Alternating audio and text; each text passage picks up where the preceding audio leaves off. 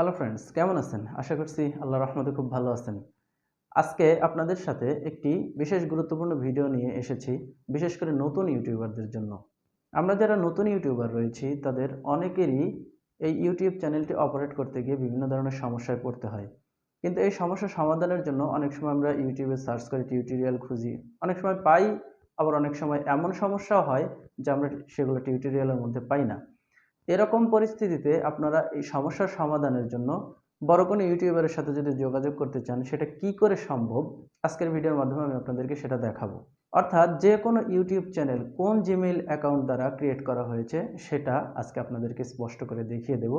আর সেখান থেকে আপনি জিমেইল অ্যাকাউন্টটি বের করে আপনি তার সাথে যোগাযোগ করে আপনার সমস্যার সমাধান করে নিতে পারবেন। যে কোনো ইউটিউব চ্যানেল কোন জিমেইল অ্যাকাউন্ট দ্বারা ক্রিয়েট করা হয়েছে সেটা জানার জন্য আপনাকে প্রথমে গুগল ক্রোম ব্রাউজারটি ওপেন করে নিতে হবে। তারপর সেখান থেকে ইউটিউবে প্রবেশ করতে হবে। ইউটিউবে প্রবেশ করার পরে উপরে যে থ্রি ডট লাইনটি রয়েছে, থ্রি ডট লাইনের উপরে ক্লিক করে দিয়ে ডেস্কটপ সাইট এই অপশনটি সিলেক্ট করে দিতে হবে।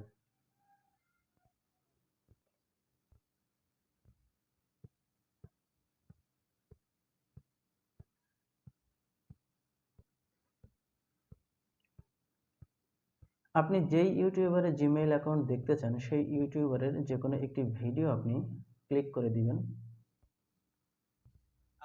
তারপর এখান থেকে চ্যানেলের লোগোতে ক্লিক করে দিবেন। এখানে আসার পরে এখানে যে অ্যাবাউট অপশনটি রয়েছে এই অ্যাবাউট অপশনটির উপরে ক্লিক করে দিবেন। তারপর এখান থেকে দেখুন for business inquiry view email address, এই ভিউ ইমেইল অ্যাড্রেস এই অপশনটির উপরে ক্লিক করে দিবেন।